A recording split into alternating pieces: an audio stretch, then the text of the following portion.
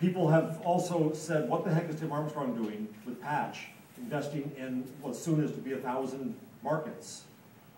Didn't anybody tell you that local news is dead? Why are you doing this?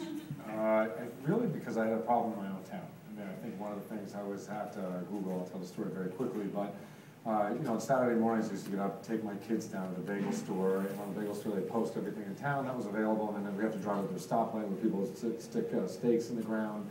And I had this experience for years on end, and then something happened on one Saturday. I went to one event which I thought every kid in town should have been at, and nobody covered it.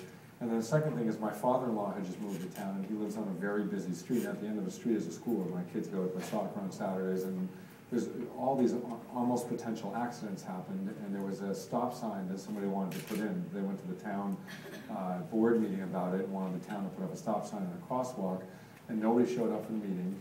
And my father-in-law said, he literally had gotten to town probably 3 months before, and he said, it's a shame that nobody knows that what goes on in the town, and everybody, this is a high-income town, and people pay lots of taxes, but there's no coverage, and it's going to take a kid getting killed at that stop sign for somebody to put up a stop sign. And that kind of day, I started looking online for a lot of local information to see what was available, and basically Patch, I lived in one of the most resource communities in the country, and I would say there was probably 5% of the information online that should be online, and not only that, but also the local newspaper was covering all national news. There was a lot of creeping AP news, and in this 3-month project before we decided to launch Patch was, I actually went to the newspaper and kept track of how many were local versus national stories, and I called the local newspaper after 3 months of doing research, and I talked to the managing editor, and I said, look, here's an idea what I would do to make information better in the town. Here's how many stories you've run, which are national, local.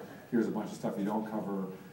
And you know, I spent about 45 minutes on the phone, and he kindly said, thanks for all the help and information, but I think we're doing okay. And hung the phone up, and right then I was like, you know, it's the United States of America. Why can't we figure out how a profitable model locally? So I ended up investing about $3.5 million of my own money, and hiring a team of engineers. Warren Webster, who's the president of Patch, who was our first hire, and honestly just basically trying to build a platform that I wanted in my own town, and decided to drop a journalist in because I feel like covering local information is critical, and everybody else was retreating from it, and I think that's a critical part of living in a community.